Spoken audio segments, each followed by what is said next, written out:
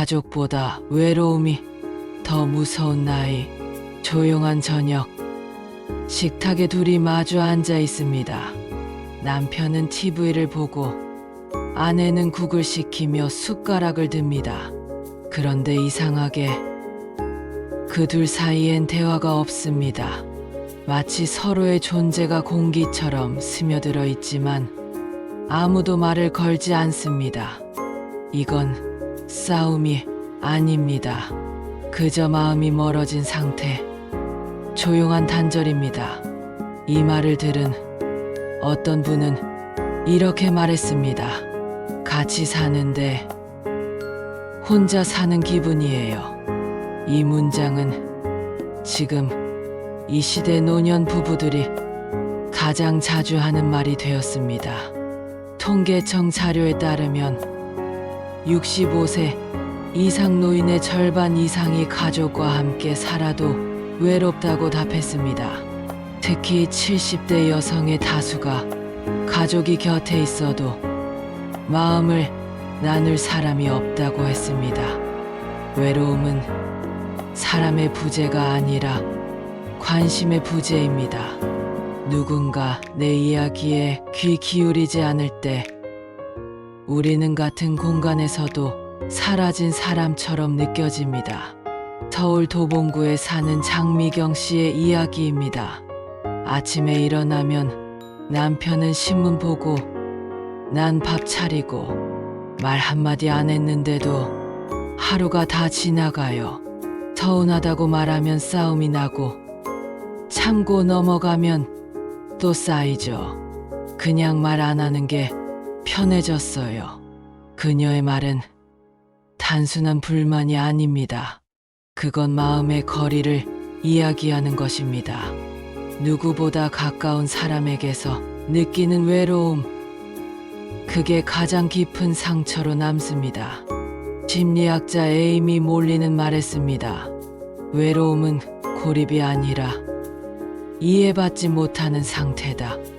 누군가 옆에 있어도 내 감정을 알아주지 않으면 그건 고립과 다르지 않습니다. 오늘은 그 외로움의 실체를 이야기하려 합니다. 나이 들수록 왜 가족보다 외로움이 더 무서운지, 그리고 그 외로움을 덜어내는 네 가지 마음의 기술을 나눠보려 합니다. 첫 번째, 외로움을 부정하지 말기. 많은 분들이 외로움을 약함으로 착각합니다. 하지만 외로움을 느낀다는 건 여전히 사람을 그리워할 수 있는 능력이 남아있다는 뜻입니다. 김정자 씨는 남편을 떠나보낸 후 이렇게 말했습니다. 혼자 밥을 먹다가 울컥했어요. 이 밥을 누구랑 나눌 사람이 없구나. 그녀는 그날 이후 외로움을 숨기지 않기로 했습니다. 외롭다고 말하고 나니까 조금 덜 외로워졌어요. 감정을 감추면 고통이 쌓이고 인정하면 마음은 비로소 움직입니다. 두 번째, 연결의 습관을 만들기. 외로움은 노력보다 루틴으로 이겨내는 감정입니다. 하루 중 단 10분이라도 마음을 여는 습관이 필요합니다. 예를 들어 매주 목요일엔 친구에게 전화하기, 매일 점심 후엔 산책길에서 인사 나누기. 이런 단순한 반복이 마음의 무게를 가볍게 만듭니다. 서울대 연구팀의 조사에 따르면 주 3회 이상 사회적 교류가 있는 노인은 우울감이 절반으로 줄었다고 합니다. 관계는 거창한 이벤트가 아니라 작은 반복에서 유지됩니다. 이 루틴은 가족과의 관계에도 유용합니다. 자식에게 매일 연락하라는 뜻이 아닙니다. 대신 이렇게 해보세요. 오늘은 하늘이 참 맑더라. 너 생각이 나더라. 이건 요구가 아니라 공유의 언어입니다. 요청보다 공유로 대화가 시작될 때 관계는 부담이 아닌 연결이 됩니다. 세 번째, 혼자 있는 시간을 두려워하지 않기. 많은 사람들이 외로움을 피하려고 사람을 찾습니다. 하지만 진짜 회복은 혼자 있는 시간에서 시작됩니다. 정미자 씨는 남편과 하루 종일 함께 지내다 오히려 더 답답해졌다고 합니다. 같이 있는데도 이상하게 더 외로웠어요. 그래서 그녀는 매일 아침 공원에 나가 조용히 커피를 마셨습니다. 그 시간 동안 누구와도 대화하지 않았지만 오히려 마음이 차분해졌습니다. 정신분석학자 칼 융은 말했습니다. 삶의 후반은 잃어버린 자아를 다시 만나는 시간이다. 혼자 있는 시간은 고립이 아니라 회복입니다.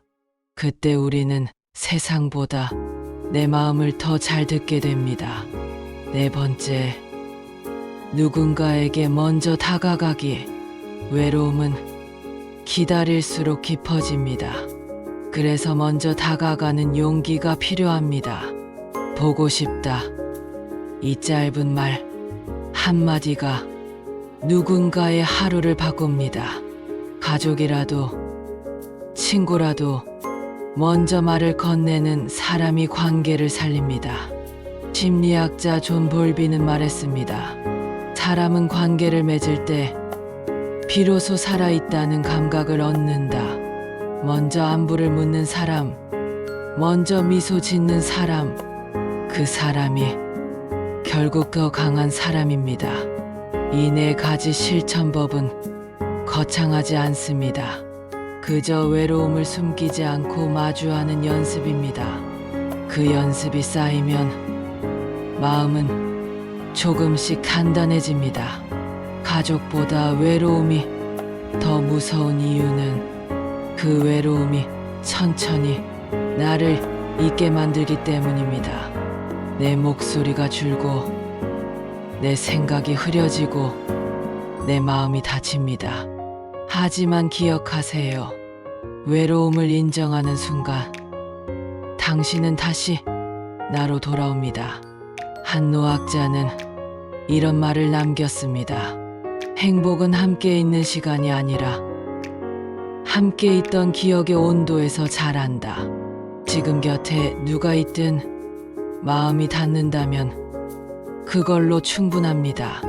그게 가족이든 친구든 혹은 오래된 나 자신이든 말이죠. 이제 당신에게 조용히 묻습니다. 오늘 당신은 스스로에게 어떤 말을 해주셨나요? 괜찮다고, 잘하고 있다고. 그 말 한마디가 당신을 지탱합니다. 외로움은 사라지지 않지만 그 속에서 당신은 조금씩 강해집니다. 조용히, 그러나 분명하게. 오늘 이야기가 마음에 닿았다면 잠시 눈을 감고 이렇게 말해보세요. 나는 혼자가 아니다. 오늘도 내 안에는 나를 기다리는 내가 있다. 오늘도 함께 해주셔서 감사합니다.